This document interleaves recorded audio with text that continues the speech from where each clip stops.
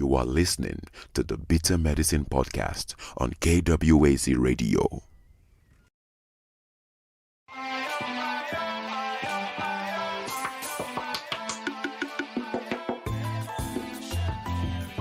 Welcome to the Bitter Medicine Podcast, where it's all about Black empowerment. Our show focuses on Black news and entertainment, arts, science, economics, history, people, and strategies that uplift, empower, and motivate Africans within the diaspora. And now, your host, whose favorite color is black, Goku.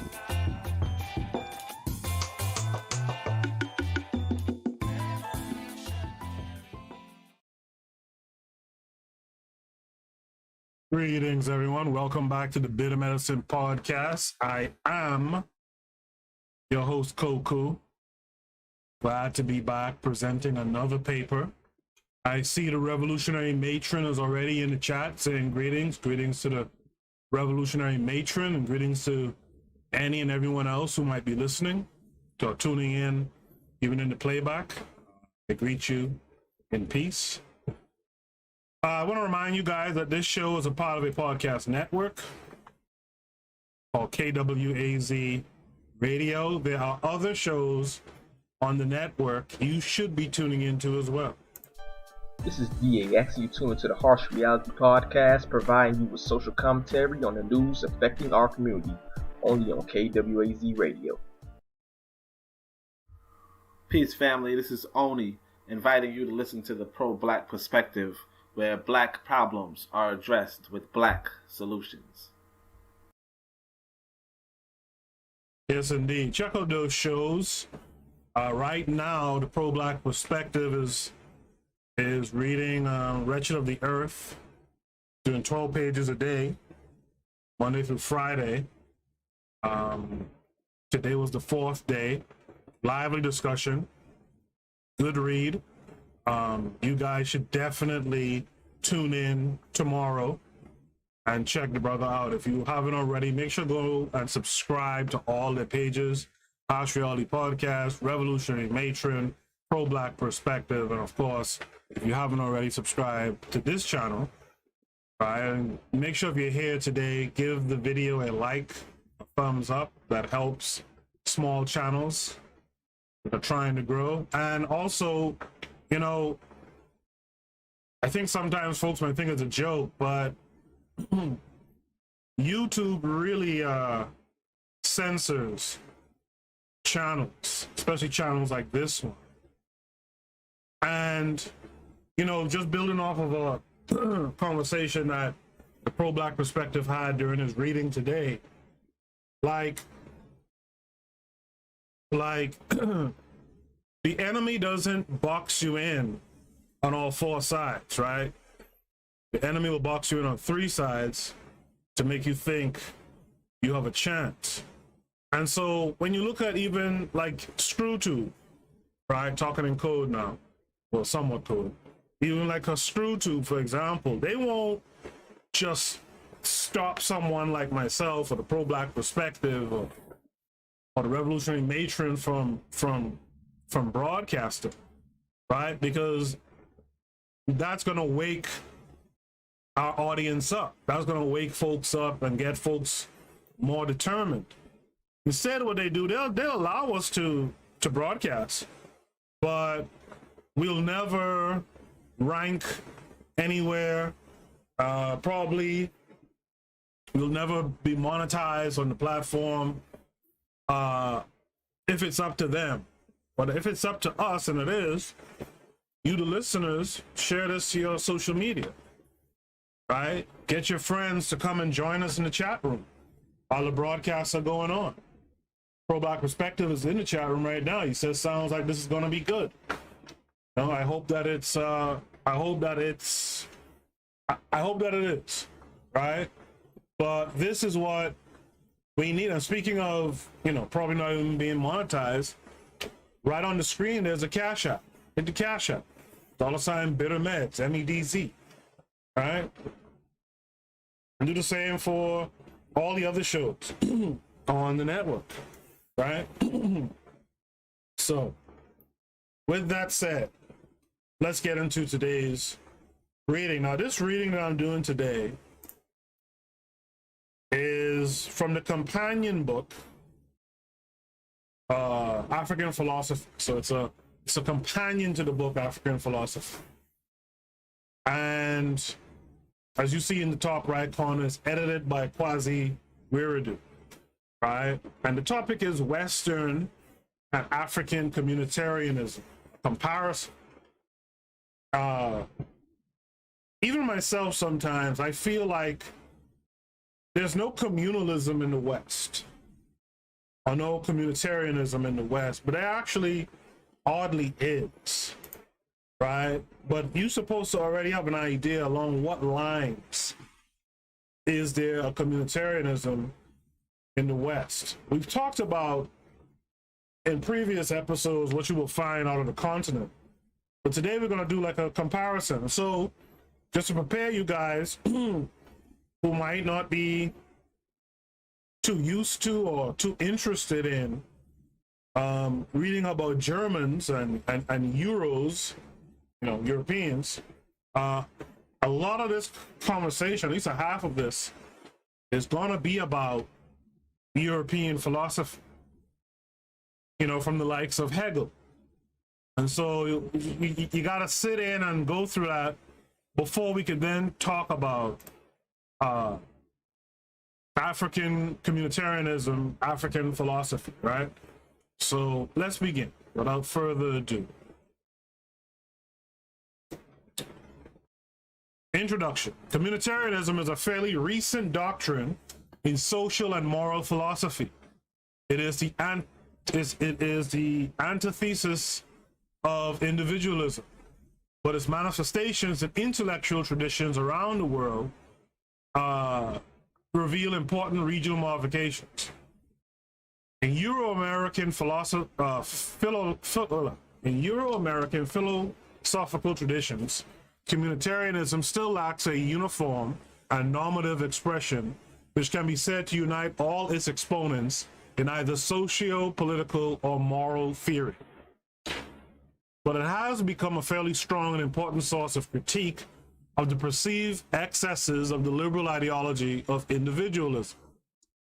It does not articulate a substantive theory of what a communitarian society ought to be, or of which specific aspirations are to be expected of the inhabitants of a communitarian order. But its adherents subscribe to the general view of the political and moral community as having rights which are not only independent of those of the individual, but also important enough in some crucial ways to warrant the adjustment of the freedoms of the individual to the conditions of the good of the collective whole. Such a position may be considered to be largely a methodological rather than a substantive theory. Its dominant image is that of a critique of liberalism, right? New ideas, right? Deriving from Hegel, Western communitarianism maintains that the rights of individuals are not basic, and that the collective can have rights that are independent of and even opposed to what liberals claim are the rights of individuals. As is evident from this characterization, communitarianism in this sense directly or indirectly follows in the path of a philosophical romanticism by which the state found a new definition and a mystical meaning in the hands of the 19th century German historical school of which Hegel was part. Inspired to some extent by the patriotic instinct to resist the French emperor who had conquered and trampled over a disunited Germany. Remember that, right? A new mood developed among German writers and poets, turning their interest inward upon their own nation, their people, their race. So this is what you hear when they use the term romanticism. And in this sense, it's about looking within and building upon your history, right? And creating this roadmap to the future. And this romanticism includes various aspects of life. Right? It's not just philosophy, but it's also in what you write, what you sing about, what you speak about, right? And it's done in an effort to build that nationalism, that nationhood, right? And it's something that we understand as African folks, but we perhaps don't go about it in a more intentional way, right? In a more targeted way, I guess I should say, right? And that's something that we have to work on, right? We've had Black Arts Movement, we've had all these different things, but we've also have these agents of destruction that has kind of thwarted a lot of what we've been trying to do. Agents from without, outside of us, and agents from within, right? But that's what the Germans did, right? They realized that the French emperor was able to mash them up because they were disunited. And so what they ended up doing was start looking within themselves, right? And start anchoring every aspect of their society to who they were as a people, right? Who they had been historically, etc. Right? And so that's something that we got to consider to continue. For them, the people, the Volk, right? The German people are known as the Volk. That's why you have the cars called Volkswagen, the people's wagon, or wagon for people, right? For them, the people, the Volk was endowed not merely with a history, which obviously every people possesses, but also with a sort of mystical essence and value transcending both the merits of the nation's present members and the external facts of its past. To this depersonalized but emotionally powerful entity, Rousseau's idea of the volonté générale, or I think that means the general will of the people or something, right? As something different from the mere opinion of the majority. Something which rather subsumed majority and minority in an irresistible higher synthesis, defined numerical analysis, supplied a further dimension. Right? So these Europeans understood or came to this understanding that we don't really care about what you have to say per se. And you could be not only an individual, but a whole group, right? We don't really care about that. What we care about what matters most.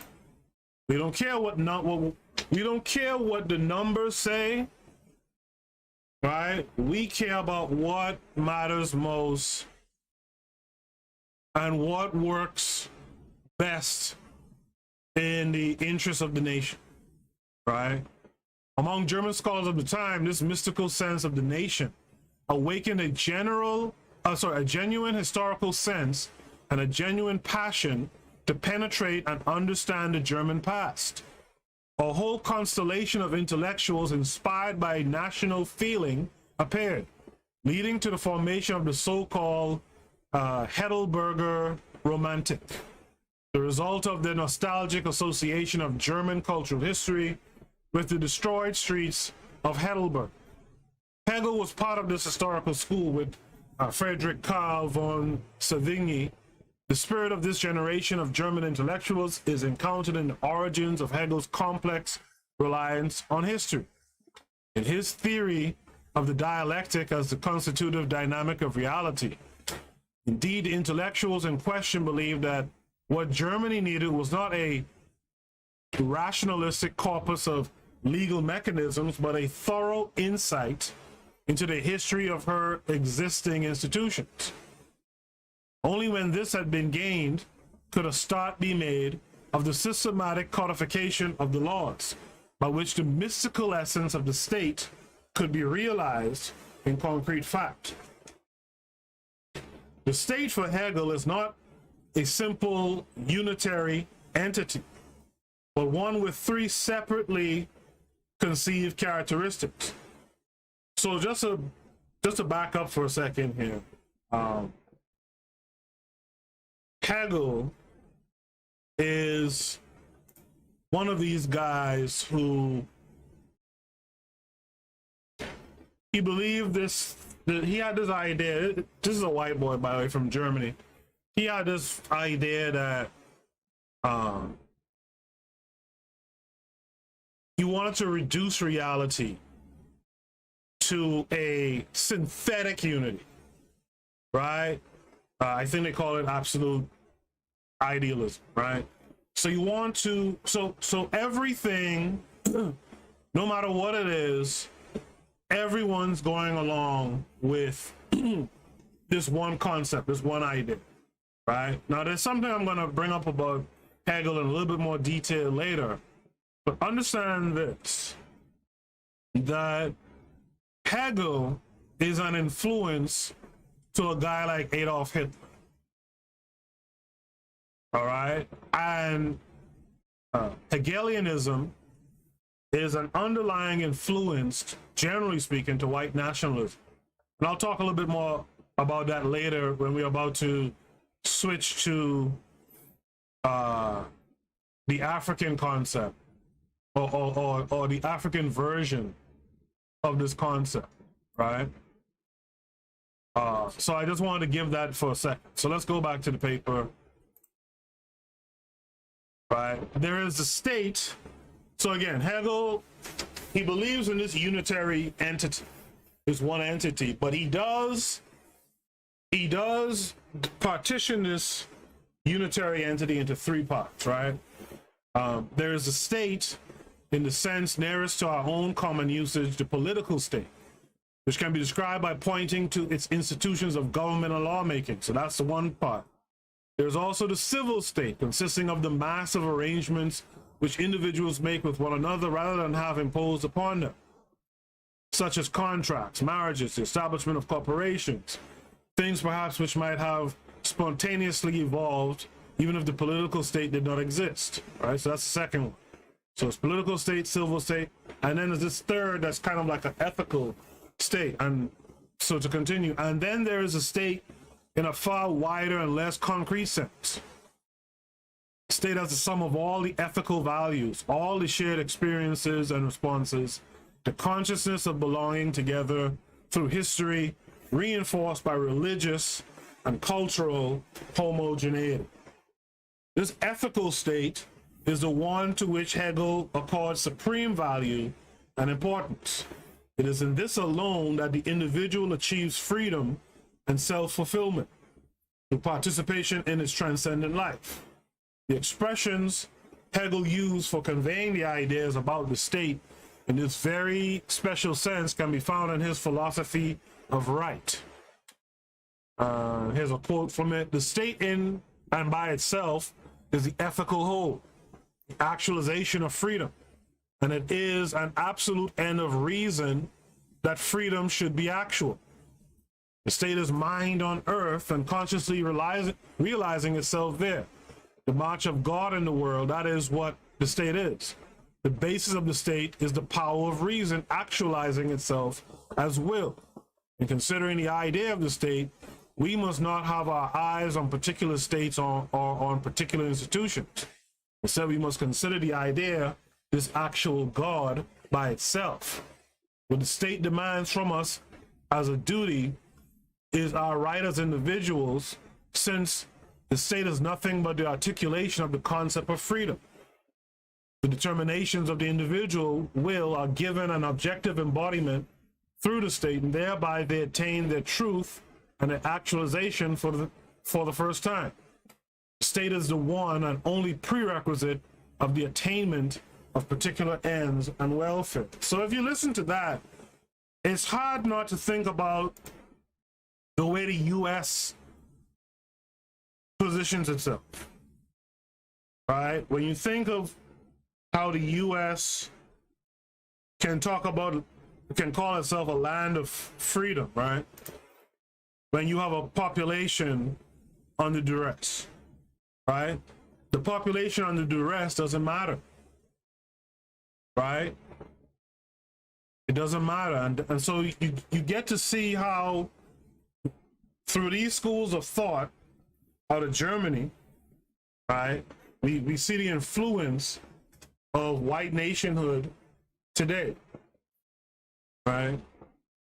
In the same book, Hegel makes it clear that he genuinely believes in individual freedom and in the value of the individual, and deplores evil or oppressive states. Now, they should have put an asterisk there because there's a caveat there, and I'll get into that a little bit later.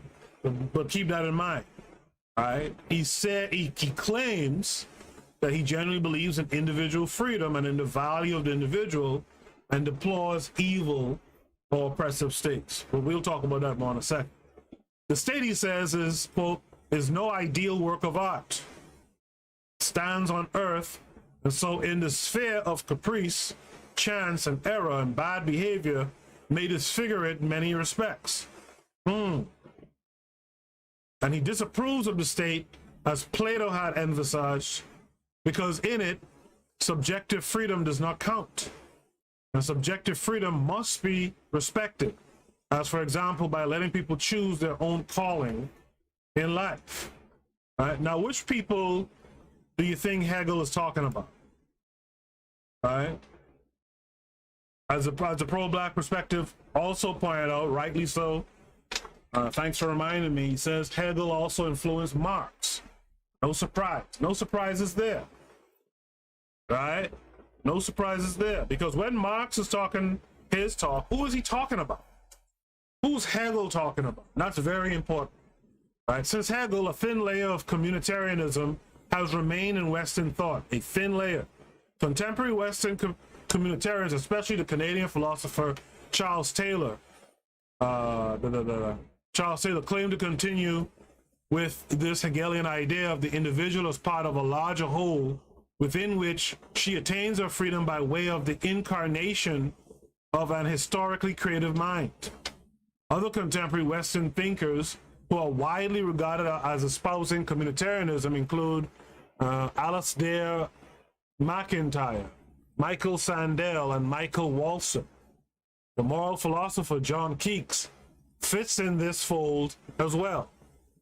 There are, of course, by no means these are, of course, by no means the only members of the club. It appears that in the light of its Hegelian beginnings, Western communitarianism has defined itself, at least so far, primarily as a critique and rejection of the images of the individual, which it finds in quote-unquote West Europe, meaning French and British philosophy.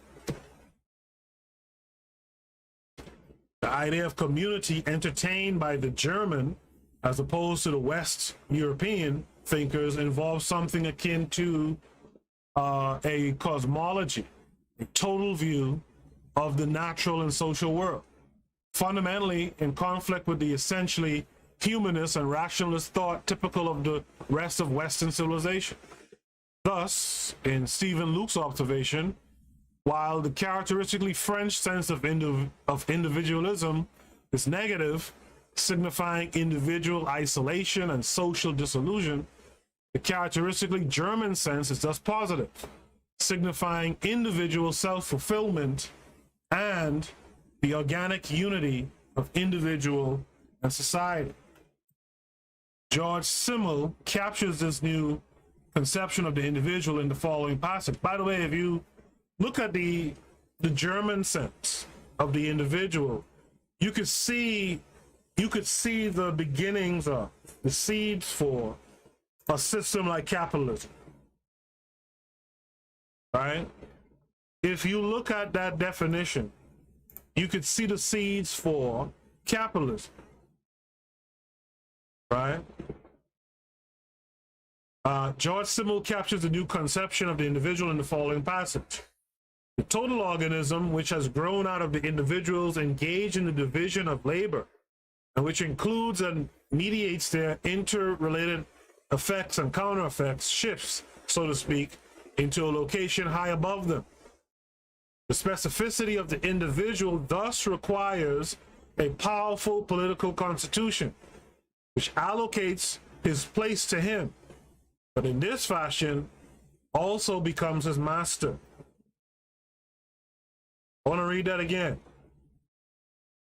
The specificity of the individual thus requires a powerful political constitution which allocates his place to him, but in this fashion also becomes his master.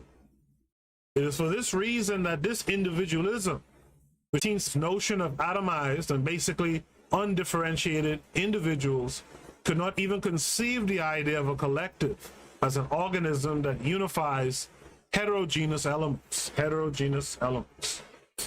19th century German social theory, it appears, was sharply opposed to the contractarian view of the evolution of the state and the role of law in it.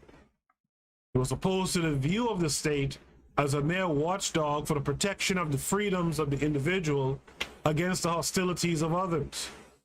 In its place was envisaged a society in which individuals were metaphysically connected through a pinnacle which made each one a significant element, thus to attain freedom.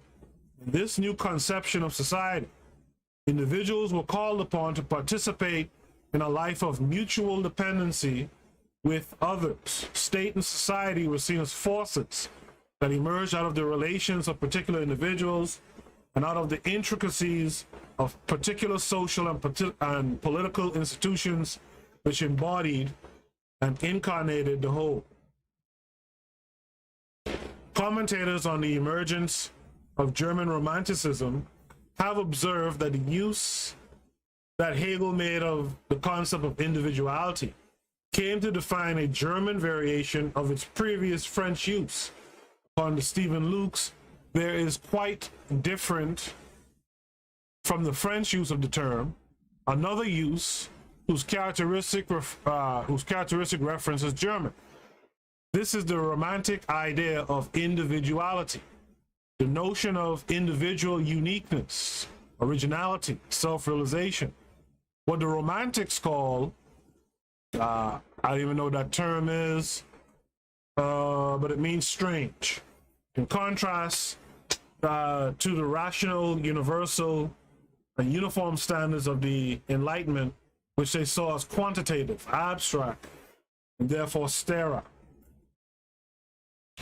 George Simmel called it the individualism of uniqueness, as against that of singleness.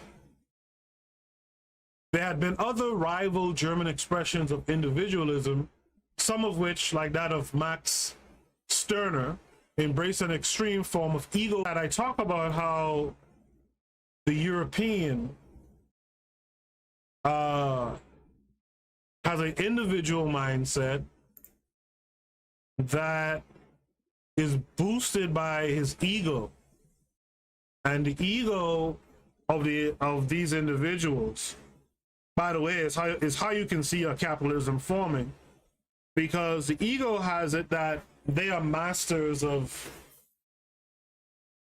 their domain, so to speak. Seinfeld reference, right?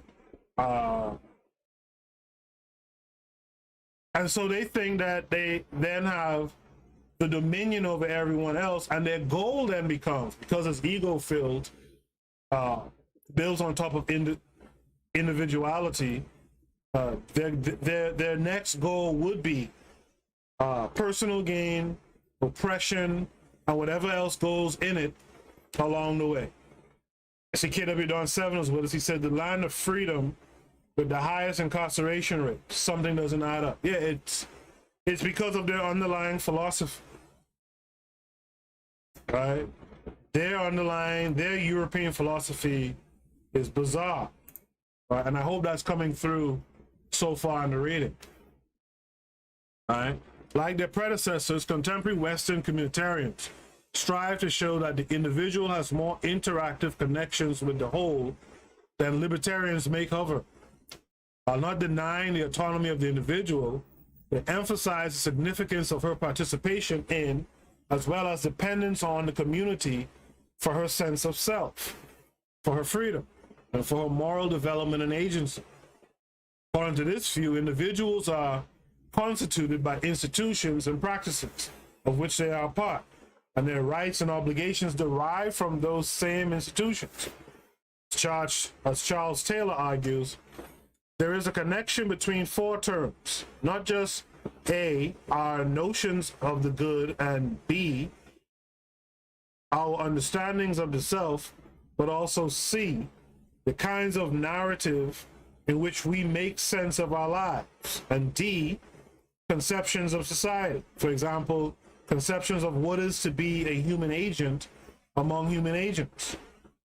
Our modern senses of the self not only are linked to and made possible by new understandings of good, but are also accompanied by number one, new forms of narrativity, and two, new understandings of social bonds and relations. Now, for someone hearing me talk about this, some folks might think, well, this all sounds pretty good.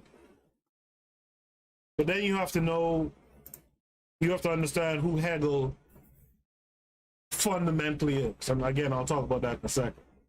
Taylor's position parallels McIntyre's on the individual's construction of her self-identity and agency as a result of participation in specific social bonds and narratives of which they are part. In After Virtue, McIntyre writes, I can only answer the question, what am I to do? I can answer the prior question of what story or stories do I find myself a part. We enter human society, that is, with one or more imputed characters, roles into which we have been drafted.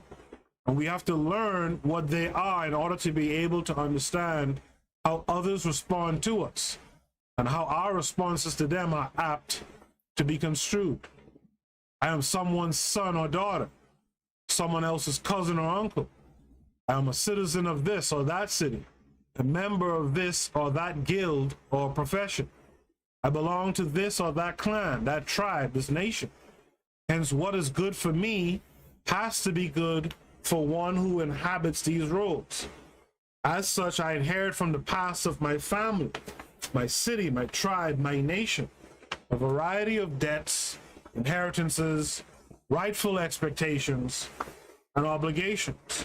Again, that sounds good. Well, let me ask the folks who are live with me right now. How do you perceive that last passage? How do you guys perceive that last passage that I read? All right. In the meantime, I'll continue and I'll read your responses in just a moment. The above passages have prompted criticisms by some liberals who infer that such a conception of social embeddedness attributes to individuals irrevocable obligations such that a person cannot rationally choose to reject obligations assigned to them by virtue of their situation within a whole. So when you think of, say, the slave system, or the system of slavery in America, right? And you think of what was the average white person's role in slavery, you'll understand the philosophical parent to that thought to some extent, because again, Hegel and them are they're just conveying how do I want to put this? Hegel and them are just conveying the thoughts and mannerisms and behaviors of their ancestors, and they call it philosophy, right? These guys are just conveying what these folks always did and the behaviors that they gravitated to, right? And so when we look at, again, like the system of slavery in America, after reading that passage, you can kind of understand the actions of the average white person, the average European during that time, right? They really couldn't reject their obligation. It is not clear to claim that we develop our sense of the moral good through our experiences of relation with others implies the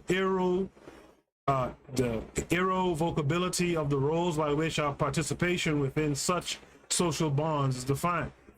Both Taylor and McIntyre return significantly.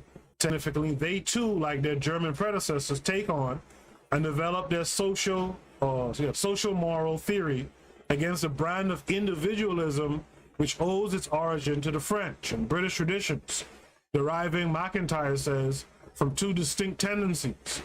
One chiefly, though not only, domesticated in analytical philosophy, and one at home in both sociological theory and in existentialism.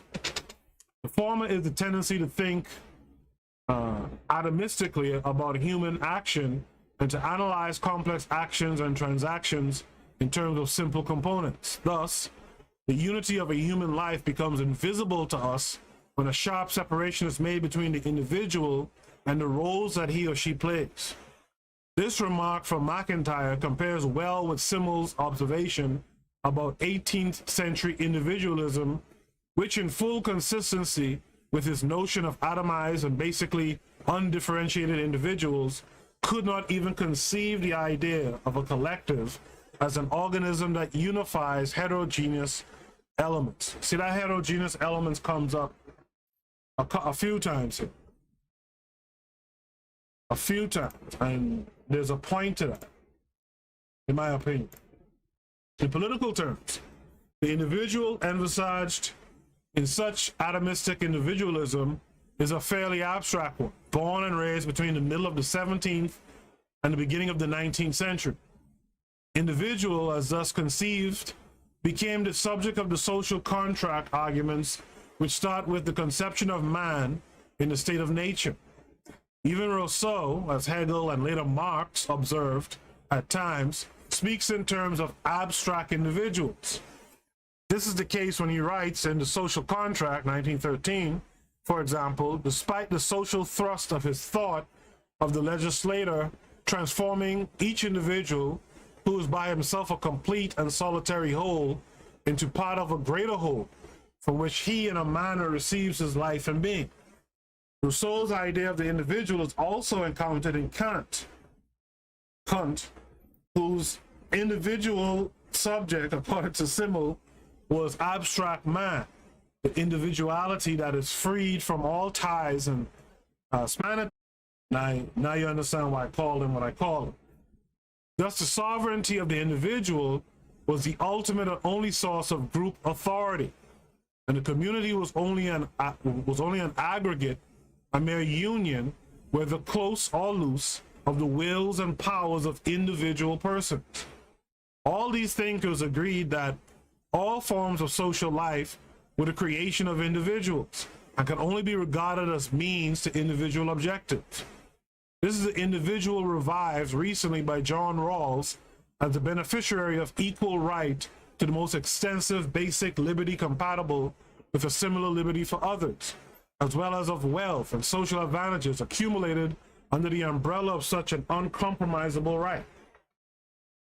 Against this view, the essentially social conception of the individual encountered in communitarianism claims that the real individual is one who is socially embedded, related to others in both history and tradition. The interconnectedness of the social individual extends his idea of the moral and political good beyond his own self. For him, actions are right or wrong, depending on whether they are assessed good or bad. I'll read that again. For him, actions are right or wrong, depending on whether their consequences are assessed good or bad, not just for him, but also for the community within which he is located. While then the liberals tend to be deontologists in the Kantian mode, the communitarians tend to argue like consequentialists. According to McIntyre, the goods pursued by individuals cannot be comprehended outside the context of historical traditions. A living tradition, then, he says, is an historically extended, socially embodied argument, an argument precisely in part about the goods which constitute that tradition. In other words, for McIntyre, the criteria for rationality, for justifying moral values, and for accounting for what counts as, for example, justice, and its practical instances are grounded in tradition. How do you guys feel about that statement? Understanding that these are Europeans talking about European thought and actions, right? As a result, there are different types of practical rationality.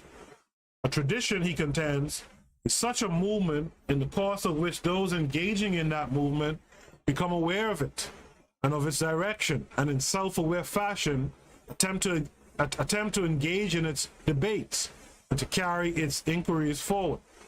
The relationships which can hold between individuals and a tradition are very various, ranging from unproblematic allegiance through attempts to amend or redirect the tradition to large opposition to what have hitherto been its central contentions. From this standpoint, McIntyre argues liberalism may be seen as part of a discourse located in the heart of a search for solutions to practical problems in a lived tradition.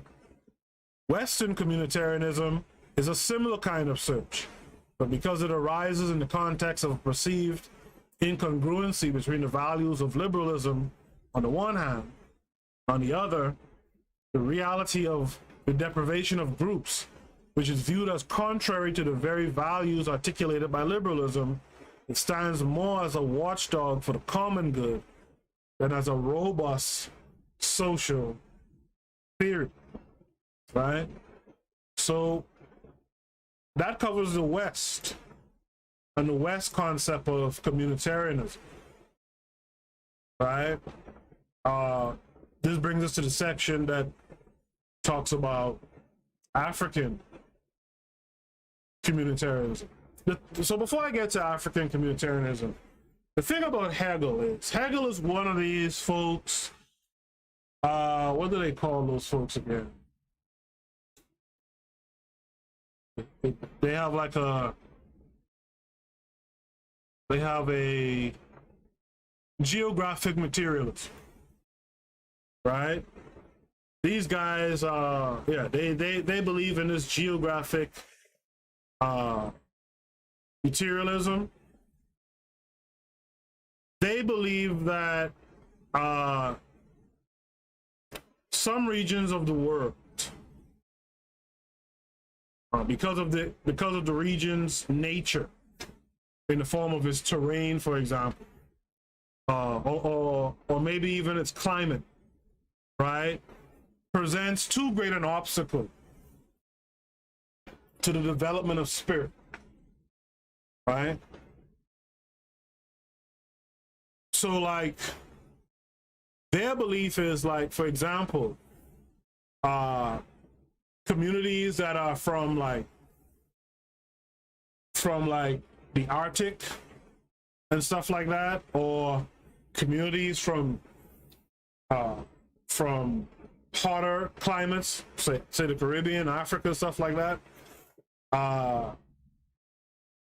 They believe that the forces of nature there is too powerful, right, for human beings to resist, or to put it another way, for the spirit of humans to achieve free movement, right? But what's so funny about that is these guys, the same guy Hegel, is one of these folks who the colonizers also get their instruction from. And the fundamental idea of the colonizer, based on Hegel, is that freedom can only be recognized and practiced in classical Christian and modern Europe, right? So the world's other peoples then can only have freedom if Europeans impose their civilization upon them. So when I was reading that first part of the writing, the thing that you should folks should really be aware of when they're talking about the individual, etc. They're talking about European people. And they're speaking from the stance of their civilization, right? It's the only civilization where you can have freedom, right? And, you know, even when you read along in that paper, you'll also see the contradictions of what they're saying. Because the nature of colonization alone is the denial of freedom to the colonized people. But according to Hegel, and I hope I'm saying it, well, you know, in fact, I don't even care if I'm saying his name wrong. But according to Hegel, right? Because they have this, because Hegel has this idea that there's only one, again, this goes back to that Unitarianism thing. There's only one way, and that's the European way, right? Only freedom.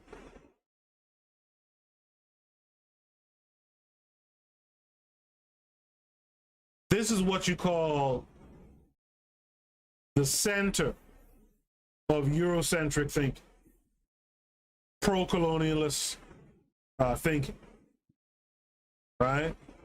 And that's the thing that we should take from it. And again, Hegel is talking that nonsense because people think someone like Hegel is smart and he came up with these concepts. Nah, Hegel just observed what his people had been doing for all of their history, right? The pro-black perspective says tripping. I don't know,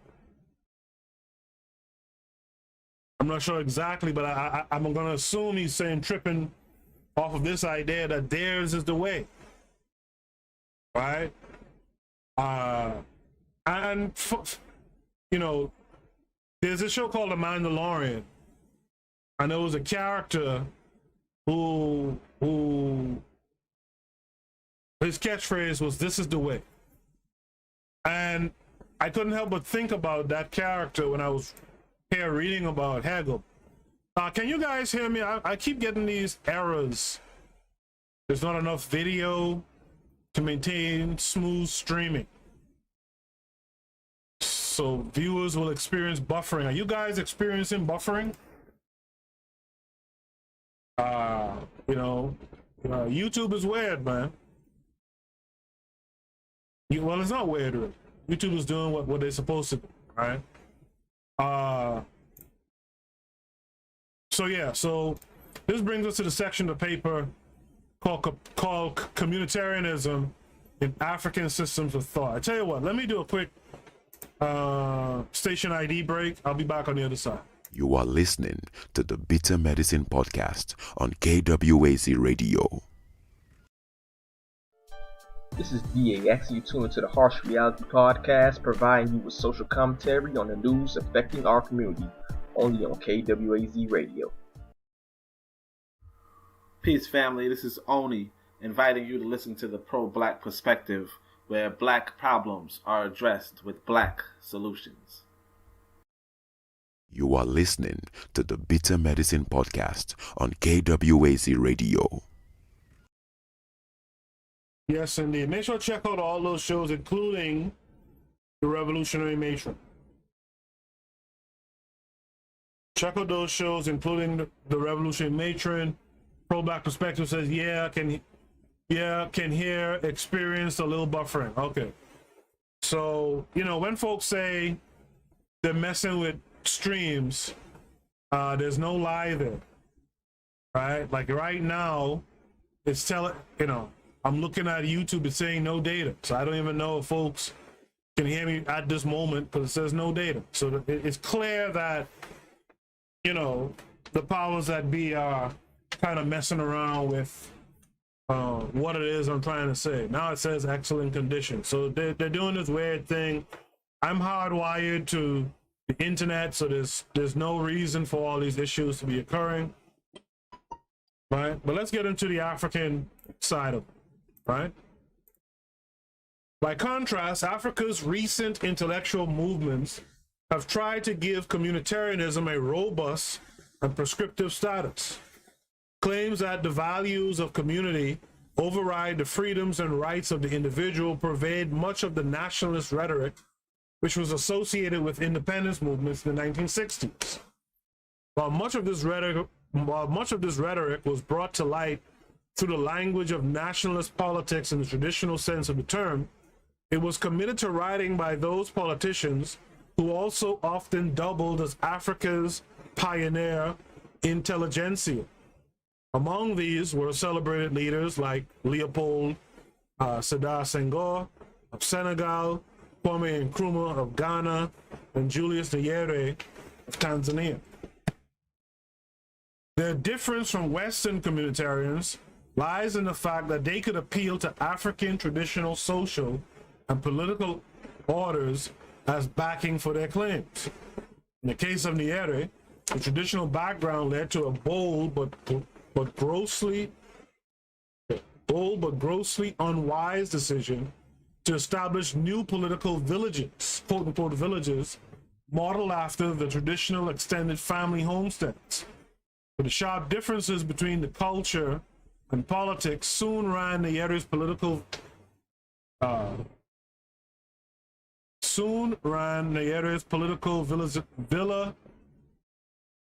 villagization program aground.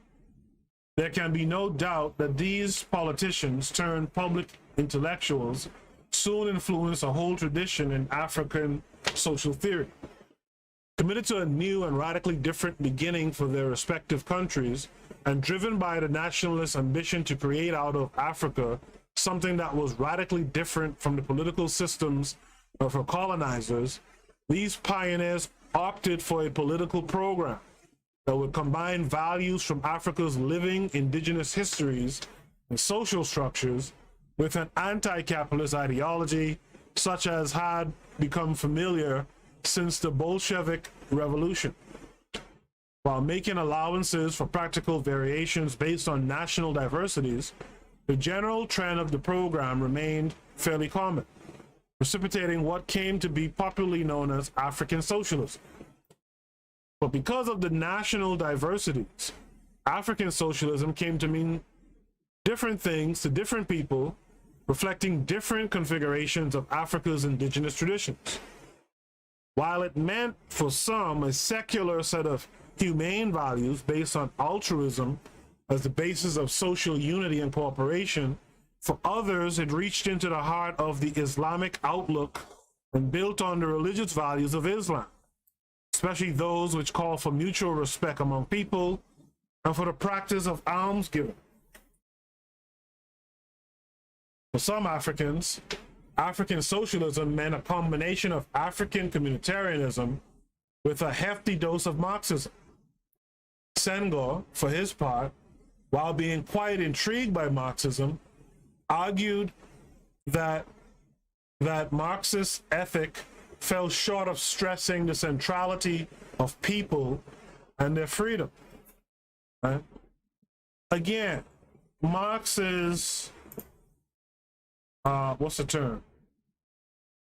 Marx is inspired by Hegel, or Hegel, whatever his name is, right?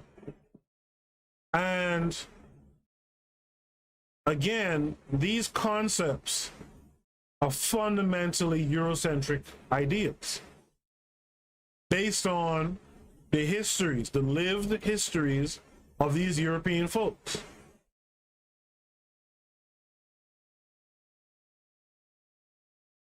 I think it was today, actually. I think it was today I heard, in listening to the pro-black perspective, a good point that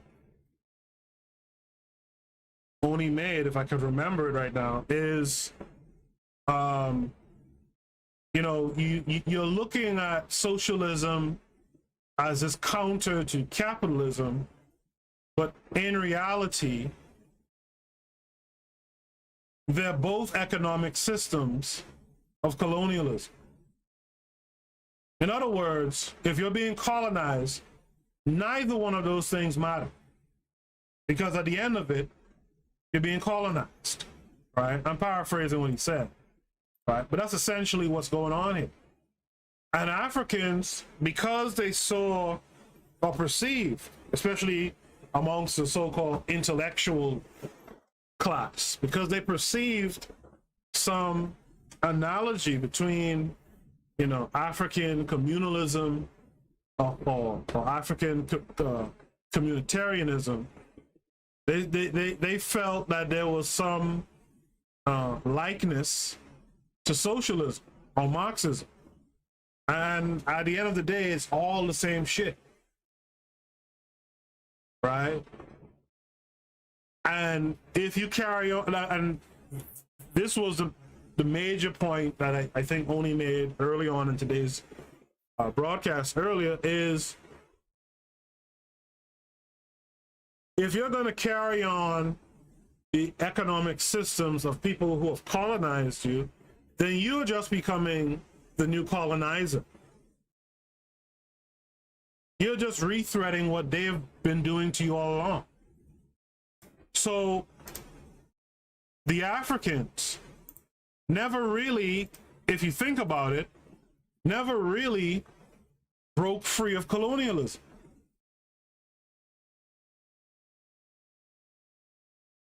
You just replace one version with another.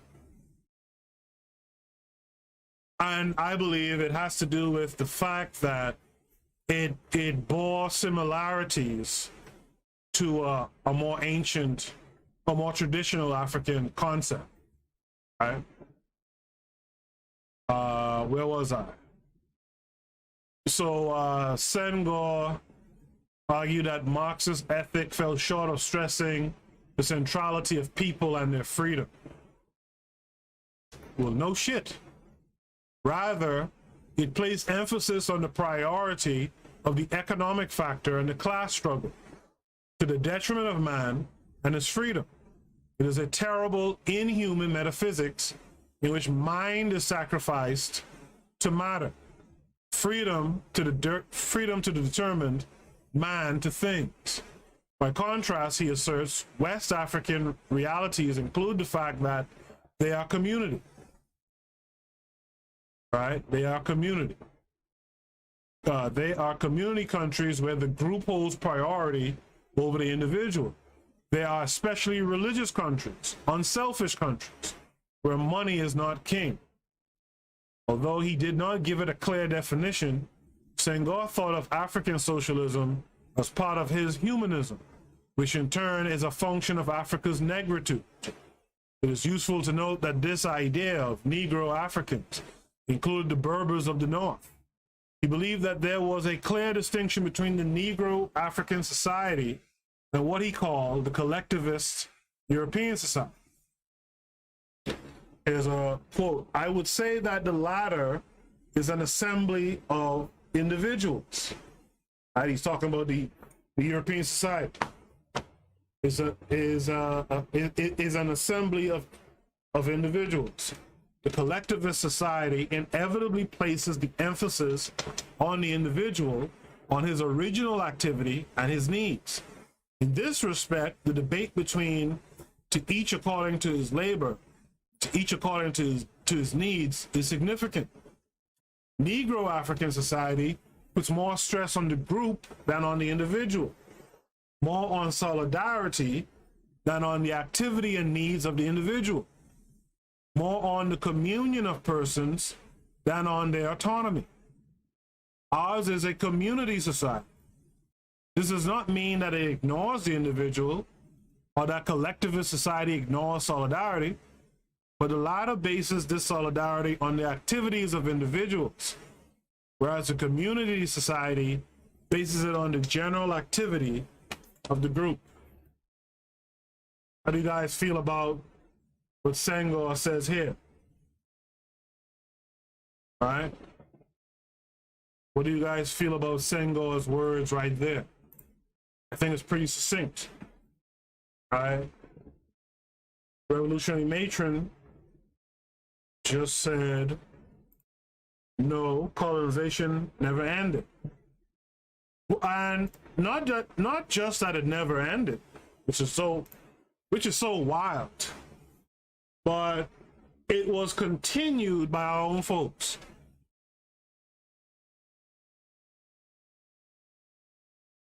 That's the hard part. It never ended because it was continued by our own folks. Now, some of our folks, I'm sure, meant well, right? But some of our folks who meant well were doctrinaire socialists. And, again, going back to that conversation earlier today, all right, that's just another economic system of more colonizing, all right, of which your African self is going to be at the bottom. You're going to be at the mercy of these folks.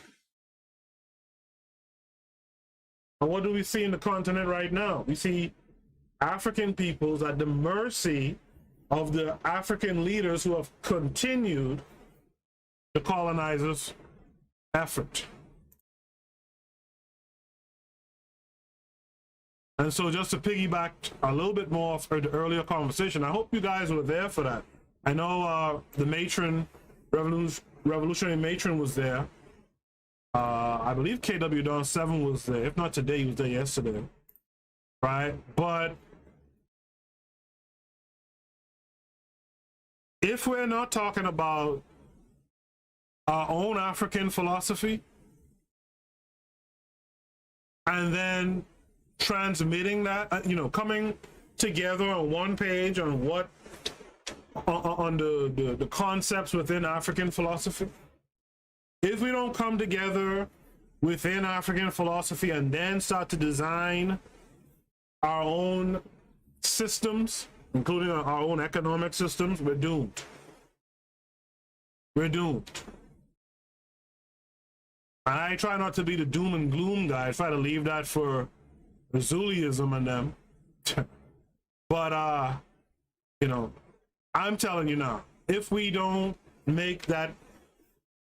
get together, right? Forget all of this. Black folks ain't a monolith. Forget all that bullshit. Right? If we don't get together under our original philosophies and create institutions based on them, we are doomed. We're losing ground daily, actually. And if we're not careful, within another 100 years, we will be done for. Right? To continue, in the discussion that follows, the above passage, Senghor traces the African's tendency toward communitarianism to a way of life rooted in his experience of the world. It is the way he feels and thinks, in union not only with all other people around him, but indeed with all other beings in the universe, God, animal, tree, or pebble. Senghor's earlier work, including his definition of negritude, had addressed the naturalness with which Africans embrace and participate in nature, rather than relating to it cognitively from a distance. In other words, for him, the communitarian habits of Africans are not acquired, rather, they are part of the African way of expressing being. Right? On this idea, he built what later would become a fashionable refrain from most of the essentialists among Black intellectuals. Black people are communitarian by nature. It is perhaps due to this assumption that Senghor, like most others who later espoused this idea, saw no need to give an analytical account of their claim that African societies were communitarian in their social, political ethic. Instead, it is merely asserted as an abiding truth that such was the case with African societies. Right? Such was the case with African societies. To continue, this brings us to a section called Self as a Metaphysical Collectivity. Ethnographical texts on African societies have sometimes reported African beliefs which appear to confirm this view of community as a natural formation. In particular, for example, texts on African concepts of personhood, a metaphysical view of how persons are constituted, speak clearly of a general pattern of cultural articulation of the sources of self in African societies. Among the Dogon, for example, ethnographical data tell us that the selves of individuals are formed out of spiritual forces of the ancestors. Every individual self is constituted of a Nomo, a Nyama, and a Kikinyu Se, right? All being spiritual forces from the Dogon metaphysical or ancestral storage. According to their beliefs and teachings, these forces give humans their general characteristics as members of the human species, as well as members of specific clans and families, and finally as unique individuals. Of the three, Kikinyu Se is the seat of a person's capacity to exercise will and use their intelligence. In union with other element, Nani, it is the individuating principle which makes every individual unique from every other. In other words, the uniqueness of individuals is manifested in and through their moral and intellectual dispositions, which they in turn reveal through their public behavior. Do you guys agree with that? The uniqueness between me and you guys listening, and you amongst yourselves, is manifested in and through our moral and intellectual dispositions, which in turn reveal our public behavior. Right? You guys feel, you guys agree with that statement? By the way, I want to thank all you guys who are here live with me. Appreciate all the likes from everyone who's here live. If you're listening to this episode in the playback, by all means, post your comments or leave questions. I like to interact in conversations with folks. Make sure do that too. And also, lastly, join the Discord.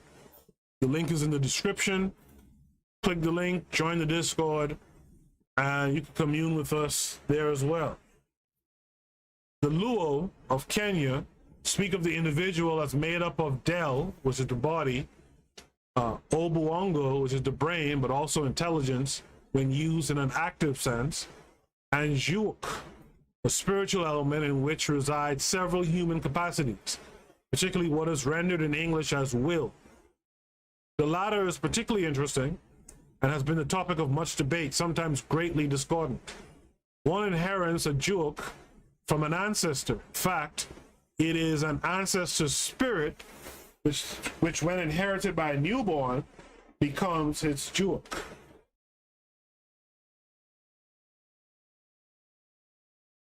What this cosmology of life transmission tells us is that individuals depend on others, parents and ancestors, for their organic existence, as well as for what really makes them humans, in the real sense of the term, namely their ability to communicate, that is, to acquire, use, and transmit ideas. Individuals acquire both Nani and Kikinyu Se from the generations of the past, and it is binding upon every member of the lineage to take care of and cultivate these endowments so as to pass them on to the next generations when their turn comes. The idea is that as individuals inherit these endowments, they become automatically inducted into the ranks of specific communities. So before I go on, I just want to say it's refreshing to read this and to see that no matter what tribes, nations, peoples within the continent you study, you will find, you know, this kind of shared African cosmology, right? And that's pretty dope, and it's inspiring to think of the transmission of spirit or will from your ancestors. remember, as Black equals African folks today, we are the descendants, not to sound like Umar Johnson, the descendants. We are the descendants of the Africans that survived. Right? You and I are all descendants of survivors. Folks who had strong wills and endured. Folks who fought back as well. Right? And it's inspiring to know that that will was passed down through our ancestors. And I know they talked about lineage, and I think, was it? It could have been the pro-Black perspective again that was talking about something similar recently. That it's, you know, when we talk about ancestors, we don't necessarily have to be talking about bloodline, lineage, ancestors. All right? Marcus Mosiah Garvey is my ancestor.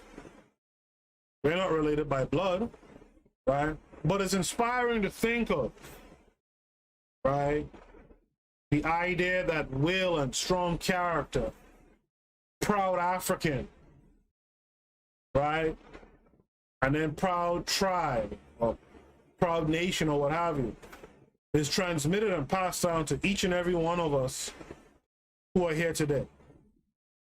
You know, so I just want to say that, you know, let's take those things into account as well and be happy. When we read in this same reading, we read about the Europeans' outlook on individualism versus communitarianism. Not once did we read about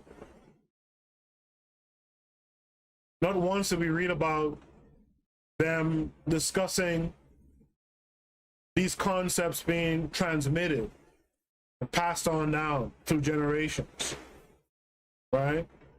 Of course, they're verbalizing, they're articulating what they've observed their ancestors to do, and they've slapped the name philosophy on it, right?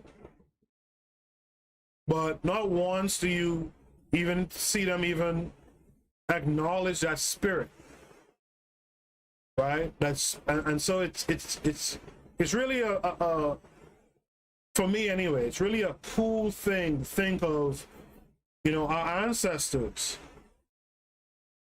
before the Ma'afa were thinking along these lines like, yo, we're passing this will, this spirit down, right? This intelligence down through our lineage, right?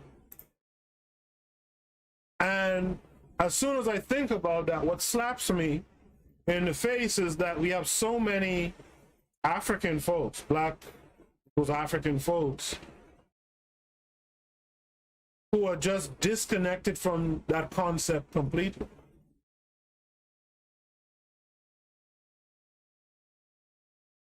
Disconnected completely. You know? Anyway, African theologians have theorized that African sense of community forms a strong foundation for the very ideas of communion, unity, and participation around which the Christian church is structured as a community or family writ large. The argument was that while the European church was built out of traditions that have for long been accustomed to thinking of the individual person as the pillar of society, the African church already had a fertile ground upon which a Christian communitarianism could flourish. Yeah, that's kind of maddening right there. According to Vincent Mulago, a Franciscan theologian from the Democratic Republic of Congo, the feeling of participation with others sorry, take a sip of water here.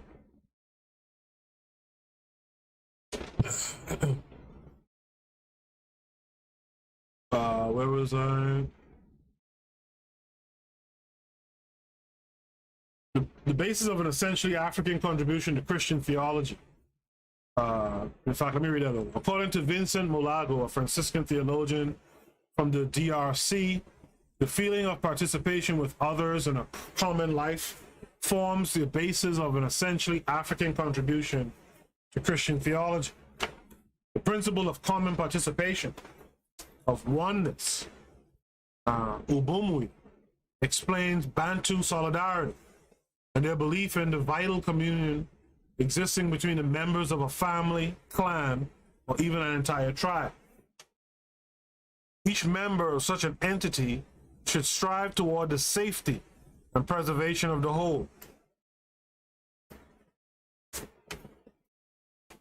You know, that reminds me, again, earlier today, because it's fresh in my memory, there was a discussion in the pro-Black perspective about, there was a moment where basically the conversation was about, if you've never been poor, then you can't judge or shouldn't judge the actions or the activities of those folks. So for example, if you haven't been put in a position to sell drugs, right, you shouldn't, not that this was being condoned at all, it wasn't, but you shouldn't come down on those folks because that's what they had to do. What else were they going to sell in the community? My one area of pushback to that is, each member, such an entity, should strive toward the safety, preservation of the whole. In other words, my pushback to that concept, and again, it wasn't being condoned, but the idea was being conveyed that, hey, those guys are destitute, ain't nothing else they could sell in the community, you know, so that's what they do. And unless you've been in that unfortunate circumstance, you shouldn't really judge them. But I push back against that, in that, go and sell that shit to other communities. See, that's the thing, that's my thing about Black society in the modern day, right? We've got to police our communities to preserve them, to keep them whole, to keep them safe. If you want to go and sell whatever you want to go sell, and it's not helping but hurting the community, go sell that shit elsewhere. You know, I always remember, and I've talked about it before, but like in the movie Notorious, the movie about Biggie, you know, there's a scene, and Biggie's people, his mom and them, his parents are from Jamaica. And there's a scene where one of his crew is like going to sell to like a pregnant woman. I hope I'm not getting my movies mixed up. You guys tell me if I'm getting them mixed up. But I'm pretty sure there's a scene where, and Biggie like looks at the dude and shakes his head like, nah, man, woman's pregnant. What are you doing? And this young African, right? He's like, frig that, and he goes on and sells to this pregnant woman. Like, that's what I push back against. Go and take that shit elsewhere, right? Because our ancestors understood each member of such an entity, a community, should strive toward the safety, preservation of the whole. To continue, God, as the real source of life, communicated it to the first ancestors of the group, whose duty it is to perpetuate it in their own descendants. Ancestors constitute the invisible but not inactive part of the total community. All those who participate in this common life are said to be Entu. Francois-Marie Lufulabo, the Cameroonian theologian, expresses similar views, illustrating them with the Bantu fable, whose decoding unravels the Bantu expression of the social and spiritual unity of humankind as the basis of their nature and destiny. I want to pause and ask a question here. to those who are still listening to me. Do you notice that the reading is way more interesting, even you might say livelier, when we're talking about the African concept of communitarianism? Do you notice a shift in the energy? I'm sure you guys hear it, right? Do you notice how the concepts and the explanation of this concept is just markedly different versus the European that, you know, like it's almost written abstractly, right? But here we could actually hold the concept. We could touch it, we could feel it, right? It's different. It's wild. Most African theologians believe strongly that the ideas touched upon above could produce a new theological synthesis in which Africanization and Christianization would merge to form a new church in Africa built on an existing communitarian foundation. I don't know why, but okay. And again, this just goes to show you how the African, right, how we are constantly being duped, right? We are constantly being duped, right? We give up one form of colonization. In fact, we think we give up colonization just to take up another form of it, right? I want no part of the Christian church merged with African spirituality. None. The pro-black perspective agrees with me. He says, yeah, shift in energy. And I think that's just reflexive of not only us reading about us and our ancestors, but I think it's concepts that vibrate. This is for you metaphysical folks. It's a concept that just vibrates with us. We vibe with this because we know it's true within us, right? But yeah, these guys are talking about merging the church, Christian church. I mean, that's just the colonizers' religion. You're already being destroyed by the colonizers' economics, their philosophy, which underlies it, which undergirds their economics, which undergirds their spiritual systems. I mean, come on, right? The outcome is Mudimbe. The outcome, as Mudimbe notes, would of course be an institution matisse. I don't know what that means. It is no wonder then that African theologians considered African religions an important resource for today's civilizational values. After a Pan-African theologians colloquium held in Cotonou in August 1970, the participating African theologians published an interesting document entitled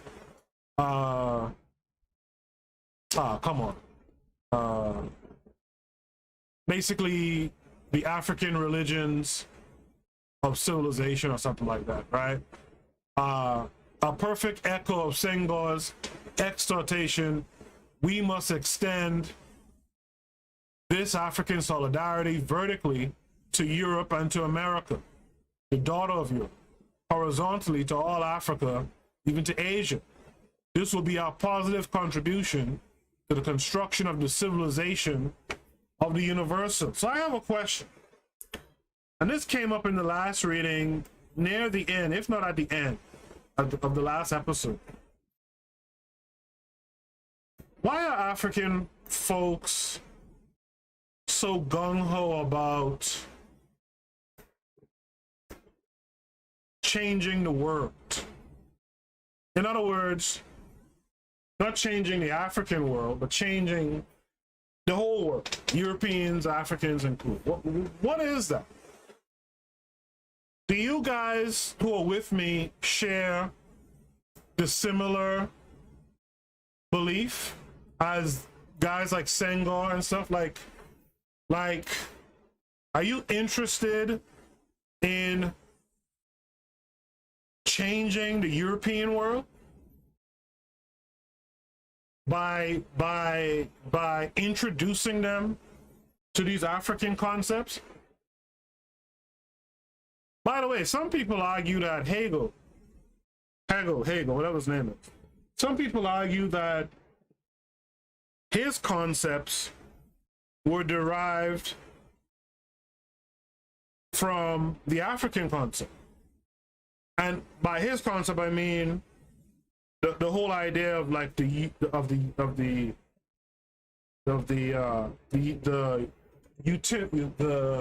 the word I'm trying to say? The utilitarian society, right? But clearly, when you look at it closer, clearly it's not, right? But I'm just curious, you guys who are live with me today, Matron, Pro Black, Perspective, KW Don 7, any one of you listen, are you guys really concerned with showing out these African concepts so as to change? I mean, that sounds like some shit MLK would say, right? It's I mean, to me, it's just not an interest. Anyway, to continue, this section is the cultivation of the person, culture as education, and vice versa. In African modes of thought, personhood is a concept closely related to the defining capacities of humans.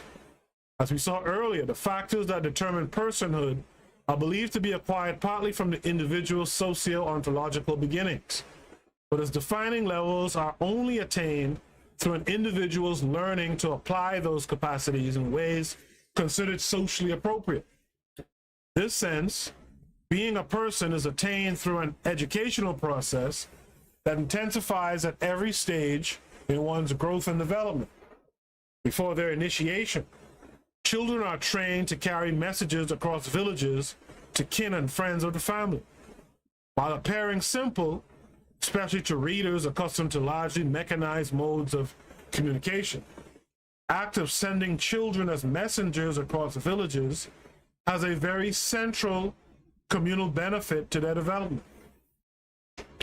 Apart from training them to sharpen their ability to listen carefully, understand, remember, and precisely transmit verbal messages, it also teaches them other virtues. Practice of taking and delivering messages also trains children and adults alike in the virtue of obedience, service to others, while also bringing them to the knowledge of close and distant relatives, an obvious attempt to fit children into the larger social system of the extended family and beyond. I can tell you, in the Caribbean, even in my time, that was a common practice. Even in the 80s, common practice, you send a kid, right, to go send a message. Right? The pro-black perspective says, nah, me not business with white. Me not business with whitey. I get it, brother. I don't understand this. I don't understand this concept of trying to change the hearts of white folks in some attempt to make the entire world this better place. I'm cool on that. All right, I'm cool on it. To continue, as they grow older, children go through more formalized processes for inculcating communal virtues. Moral education and the acquisition of the values which sustain the social order are part of initiation rituals in most African societies. These rituals, which are an important aspect of the rites of passage, create a person out of the untapped potentialities of a child. Cultural education typically involves a period of seclusion in the forest. Hence, the rebuke to a person who misbehaves or reasons poorly. Why do you act or reason as if you never went to the forest? Right?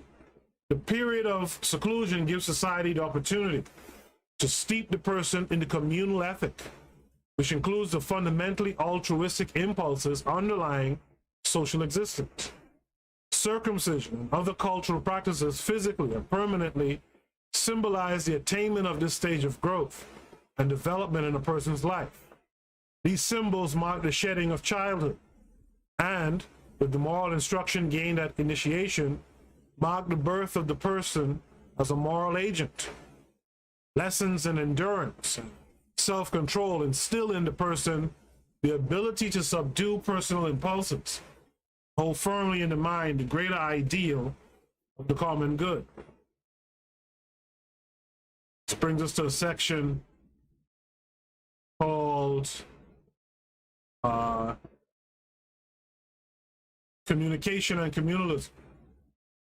While the contractarian theory of civil society places the credit for discovering the true basis of social order in the hands of 18th century European philosophers, it does not take much effort of common sense to realize that sheer survival would be rare and a matter of chance without some regulation of conduct in a manner that calls on all to respect and honor the rights of others. The workings of contract alone would not suffice to make human life comfortable and enjoyable without those values, which, though not describable as ethical in the strict sense, nevertheless account for much of what we appreciate about being with other people. Moral and customary teachings at initiation processes in African societies put great emphasis on the collective consequences of everyone's actions. It is emphasized also that no good society without the efforts of every member of society. You hear that? It is emphasized also that no good society can come about without the efforts of every member of society. Right? Similarly, no society can engender for its members a sense of safety and humane conditions of life unless everyone contributes to making them possible. Through these teachings, it becomes easy for individuals to grasp that although every individual has, as the Luo say, their own placenta, they would not be what they ought to be without the input of most of social order and human welfare, a process which is considerably stronger among traditional than among modern Africans. I wonder why. I wonder why. In this connection, compliance with custom, avoidance of social opprobrium, with taboos, avoidance of spiritually sanctionable actions or inactions, is the aspiration of everyone desiring social respectability. Weiradu alludes to another role of community in enhancing the mental development of the individual. This role, he argues, is played in the act of communication.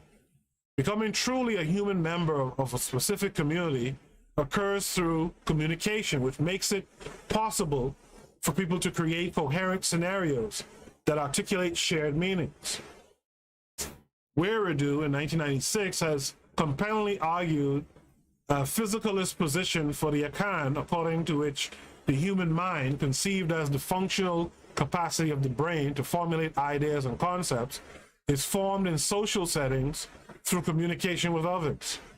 It grows and matures with the incremental change in the span of an individual's communicative world. In other words, human nature is community-based. Their cognitive and moral capacities are developed by and in the context of their sociality. They are formed, Weiradu argues, through a learning process. Possess a specific concept, an idea entails some linguistic ability, however slight. Such an ability is the result of training. Human life is a learning process, which begins almost immediately on arrival in the world, regardless of where we place the point of arrival during the course of human biological beginning and development.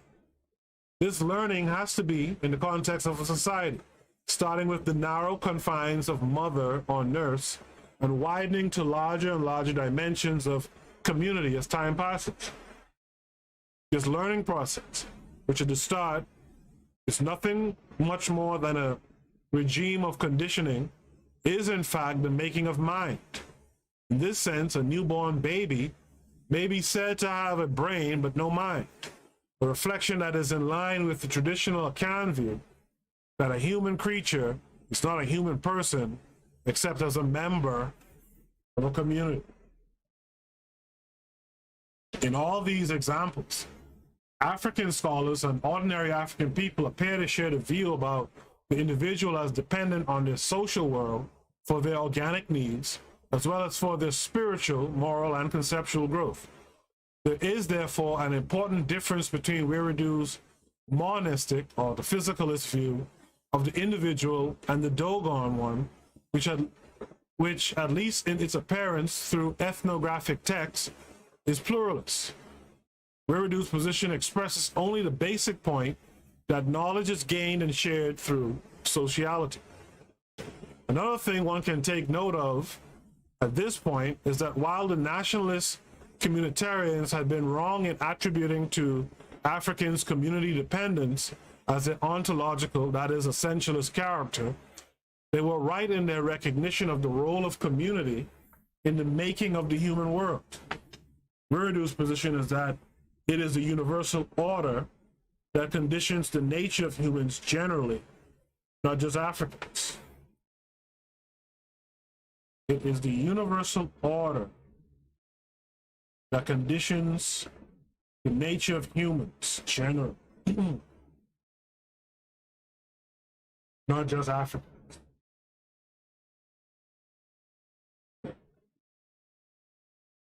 So, let me see how much we have. About 2 more pages, maybe 3 pages, 2.5 pages to go. So this brings us to communitarianism and modern society in Africa. Let's just get right into it. In Africa, the theoretical beginnings of communitarianism, as noted early on, are due to the emancipatory politics of independence from European colonialism. But as an ethic of everyday life, it precedes recent African political and intellectual movements. Its expression can be found in many local idioms among African communities. Among most Africans, communitarianism is not a doctrine, although most Africans would be able to explain clearly why the social order related to its ethnic would be a better way of living for humans than any other. It is humans who sacrifice for each other. Literally, it is among humans that one may decide to go hungry for a night so another person can eat. Right? This is a common Luo saying used to exhort someone to help a needy relative. Saying points to the idea of interdependence as a characteristically human mode of life. It is part of human nature. Is it a part of human nature, though? I wouldn't say it's really a part of the European nature, because Europeans go to Africa all the time, right? And I remember reading this story some years ago. Some European claiming to be on some goodwill mission or something in the continent sees a hungry African and gives them a sandwich. The African breaks the sandwich in 2 and asks the European to have half of the sandwich that they've been given. The European has to essentially beg this African to eat the sandwich is yours. I'm giving it to you. Eat. The African refuses to eat that sandwich until the half that he's offering back to the donor is accepted. And clearly, the European is shocked and surprised. So is it, as this writing alludes to, is it the case that these ethics that we read about from our ancestors on the continent, is it the case that is a part of human nature? I would argue no. What say you guys? All right. The above Luo saying also asserts that the promotion of human well-being is a collaborative and reciprocal endeavor where those more able in some domains ought to assist those less able. In its moral definition, communitarianism describes the belief in the principle of practical altruism as an important social virtue. It recognizes and encourages sharing with others as an important characteristic of human life. Like everyone else in human societies, African communitarianism is a principle for guiding the practice of everyday life in ways that aim at creating a humane world, in which, to quote from Weiradu, individuals will have the chance of realizing their interests conceived as being intrinsically bound up with the interests of others in society. It is expected that everyone should carry their share of the responsibility for creating humane conditions. You see, when we were talking about Hegel, right? No discussion of humane condition. Right? When we were talking about Hegel, how do you treat other groups outside of your own racial group? No discussion of that, because they were discussing a monolithic, a European monolith, right? Here we see the Africans are on something totally different. African communitarianism has been cited as a significant economic factor in the regulation of the circulation of wealth. People accustomed to regarding competitive access to the material goods of the modern economy as the ideal way of expressing and celebrating varying abilities of individuals are bound to find this social ethic to be very strange. Celebrating varying abilities of individuals are bound to find this social ethic to be very strange. They might even find it to be exploitative of those who work hard to build assets for themselves and their immediate families. The individualistic alternative, well articulated in Western liberal social theory since Locke, is that the individual has sole rights to the results of his or her labor, which in turn is the effect of his or her individualized capacities. Thus, the pursuit of goods is primarily geared toward the satisfaction of the individual self. And there you have it. There's the link, right, of European philosophy and how it undergirds European economics, European religion, etc. Right? Thus, the pursuit of goods is primarily geared toward the satisfaction of the individual self. Beyond this, one has duties only toward one's own spouse and children. Africans, on the other hand, appear to extend the boundaries of their duties well beyond spouse and offspring.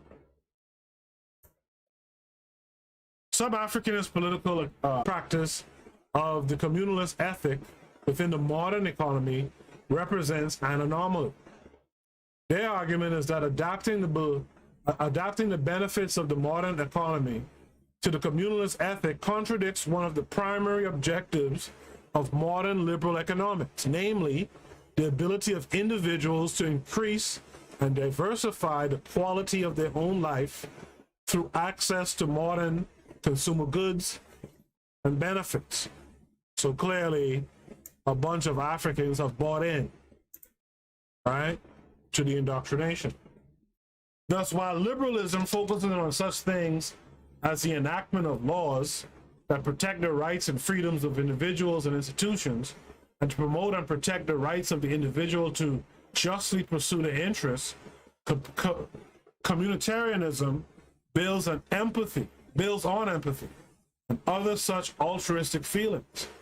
But while the benefits of such feelings can be taught, their practice can neither be determined nor enforced beyond urging. So this brings us to a section called Communitarianism and Individual Rights. Communitarianism and individual rights. Let's see, YouTube is still messing with my stream. I'm going to pause here for a quick commercial break. I'll be back on the other side. You are listening to the Bitter Medicine Podcast on KWAZ Radio. This is DAX. You tune into the Harsh Reality Podcast, providing you with social commentary on the news affecting our community, only on KWAZ Radio. Peace, family. This is Oni, inviting you to listen to the pro-black perspective, where black problems are addressed with black solutions. You are listening to the Bitter Medicine Podcast on KWAZ Radio. Yes, indeed. Also, check out the Revolutionary Matron show. Check out the Revolutionary Matron tomorrow, 11 a.m. EST. Check out the Pro-Black Perspective. He continues his reading of The Wretched of the Earth. All right. Make sure to check out the Harsh Reality Podcast as well. All right. So to continue here, communitarianism and individual rights. As previously noted, the early post-independence leaders in Africa, who often doubled as political visionaries, tried to crystallize the communitarian ethos of Africa into a political system. The different brands of African socialism claim to offer a rationalized ideological basis for socialist polity. These leaders seemed, by deed, if not by words, to think that the stress on individual rights was not compatible with communitarianism. Like African theologians, African political leaders in the early days of independence tried to lift this communitarian wisdom and way of life into political morality.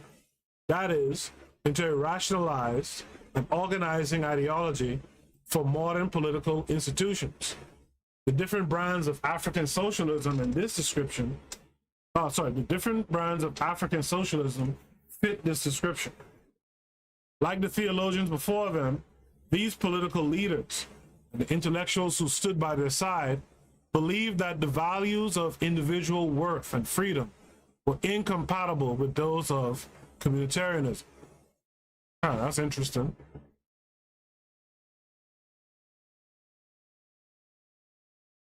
I believe differently. I believe that communitarianism has its benefits as well as its burdens on individuals, and that these, if properly considered, are not as oppressive of the individual as is often believed, but they can be misunderstood or even abused, just as the liberties of the individual under liberalism have sometimes been. I believe that because it calls for mutual and reciprocal responsibility from everyone, communitarianism is based on an ineluctable fact of human life, that to exist as an individual within a social space is to differ, to be different. But communitarianism goes farther in involving the idea that being inscribed in a social space requires of everyone to realize that they cannot live in society and be indifferent. The ethics of participatory difference requires of everyone a responsibility toward those with whom they share social space. Everyone is called upon to make a difference by contributing to the creation of the humane conditions which at least conduce to the reduction of unhappiness and suffering. I just want to add a little note here. This individual was brought up earlier today on the Pro-Black Perspective too. Hitler,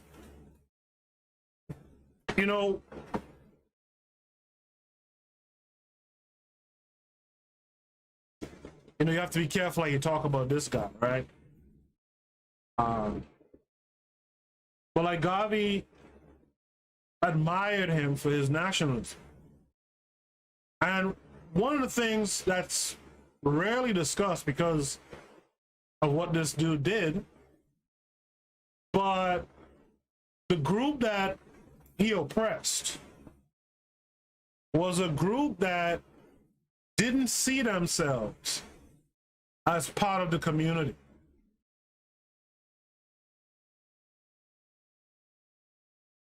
They didn't see themselves as having a responsibility to those with whom they shared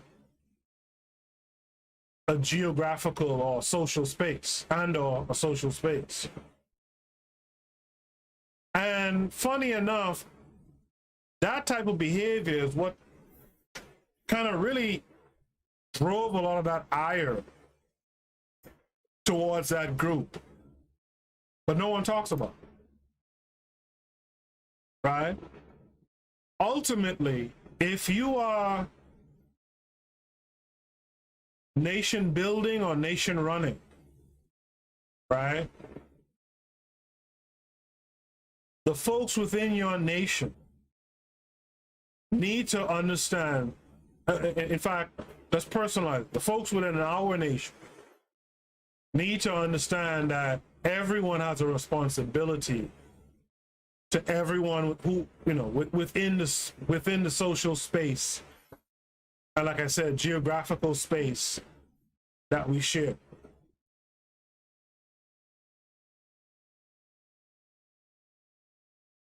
And so, you know, I understand, just going back to that earliest statement, I understand things can be difficult, and the question of, well, what can I do to make money? What can I sell? Might come up.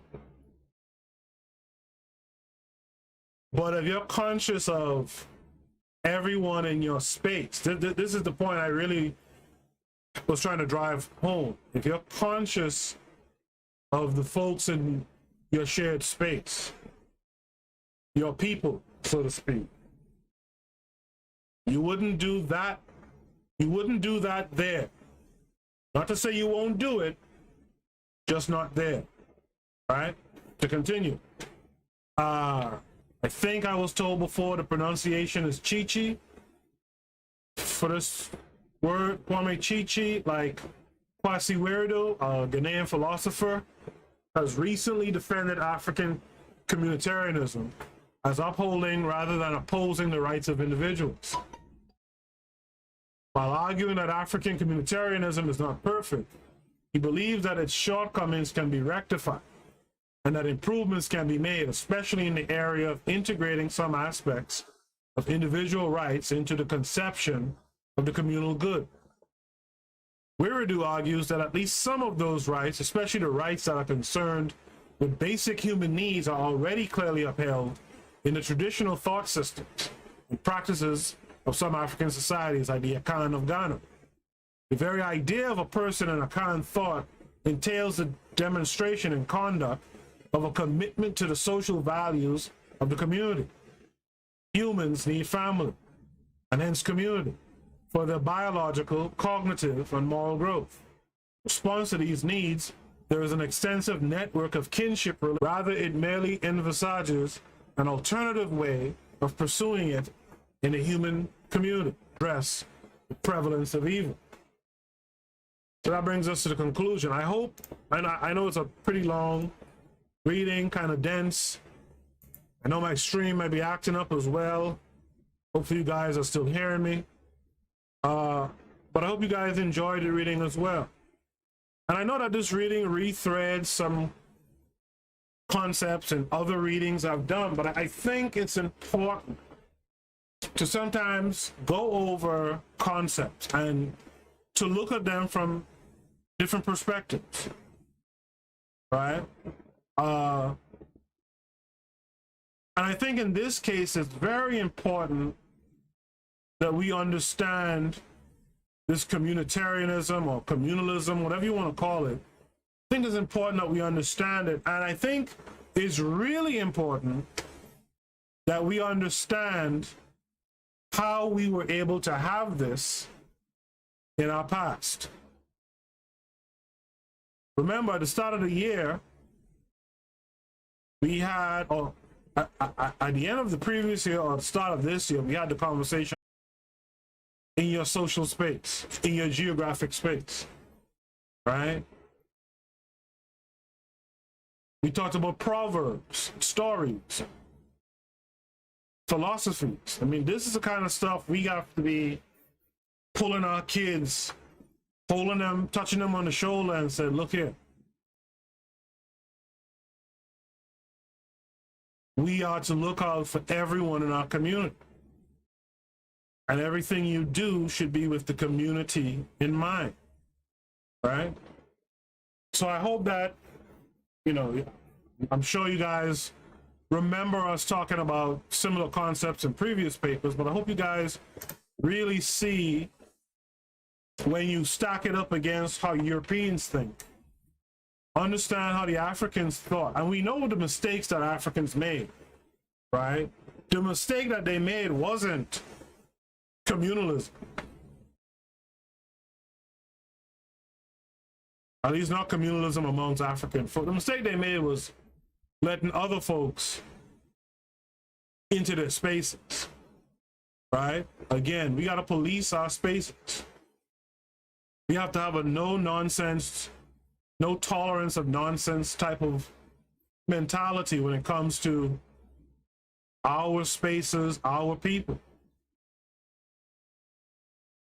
Right? So let's conclude this. Nearly every concept we have mentioned above has been the object of criticism in recent debates on the nature of the public sphere. Some have argued that commitment to any sort of collective is questionable. It has been contended that commitment to such abstractions as a nation, a caste, an ethnicity, and so on can lead to the oppression of other people, because it encourages a relativistic moral outlook. Defenders of communitarianism have countered that identifying oneself with a collectivity, such as in our nationalistic or patriotic proclamation, to the ontological construal of group identity.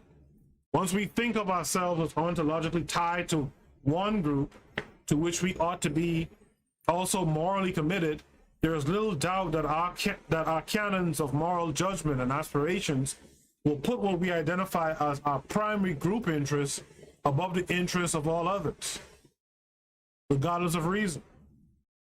In fact, just being our group's interests is often regarded as enough reason for our defense of them. The view I endorse, however, regards group identity as part of how we express our humanity. But there is no ontological determinism to it.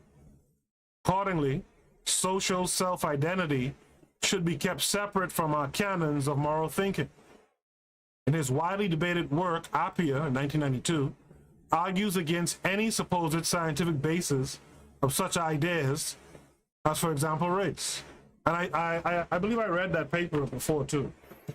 African social systems, as we have described them above, have been criticized as authoritarian. Particularly, the communitarian ethic has been criticized as non-cognizant of the value and agency of the individual as the creator of knowledge. It has also been suggested that it calls for unquestioning conformism rather than encouraging critical discourse from members of society. But this too has been countered, again, by none other than Wiredu in 1983. Oruka's study of the philosophical sagacity of certain indigenous sages of Kenya also showed that indigenous knowledge creation was carried on largely by critically minded individuals whose discursive engagements influenced the content of cultural beliefs. I mean, that's obvious.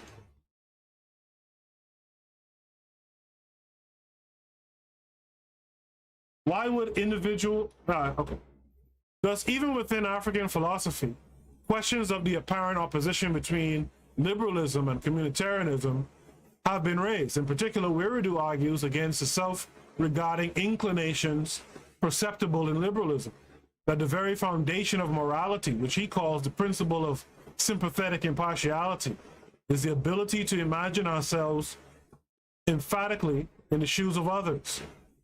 This is what disposes us in our better moments not to desire for others what we would not desire for ourselves. Our cognitive and moral capacities start with the reality of others with whom we enter into association. Wiridu, as for Chi-Chi, this association is part of the essence of being human. And that's the paper. These are the references. Long paper,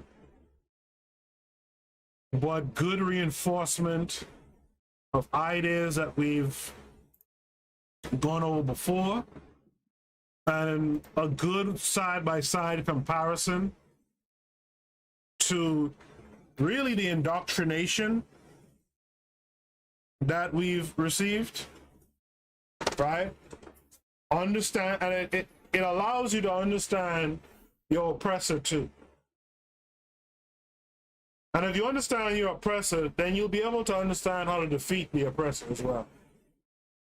Right? In this reading alone, we realize clearly whatever economic systems they have, which are undergirded by their Eurocentric historical actions and philosophy, are clearly not solutions for us. And as a matter of fact, at the end there, in the conclusions, when they were talking about the criticisms of communitarianism, if you peep what the criticisms are, they are Eurocentric in nature.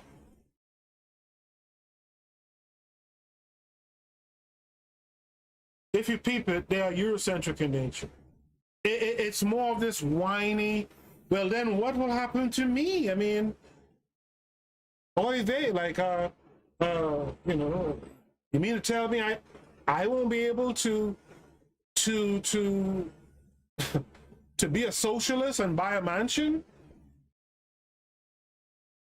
Oh me, oh my, like, you know, so that's what we're up against. And the solution is so simple that it's difficult. That's what's so crazy. The solution is to think about the safety, the well-being, and the organization of the community. If you have that in you instilled as a child, and not just you, but everyone, not just us, but everyone has that instilled in them,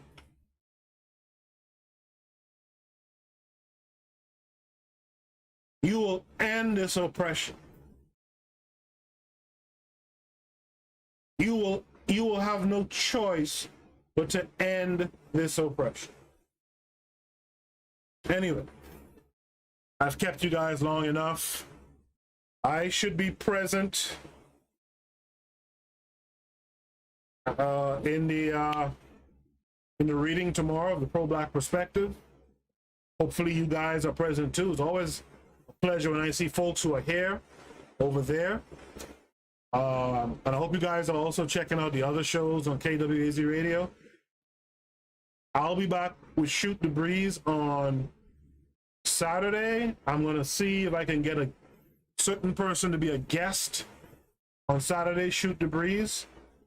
Post your topics in the channel on the Discord, or bring them with you when you come. Post them in the chat, and we'll tackle the topics. Thank you for being here with me. It seems like people stayed for the most part throughout the reading of this paper, and I really appreciate it. And I think it's honorable of you guys too, to stick around and hear it out, and hopefully you guys share it with others. It's time that we really push a movement of community. That's how we end this. That's how we get power. All right? I'll see you guys on Saturday for Saturday Shoot the Breeze. Until next time, you guys be good. Peace.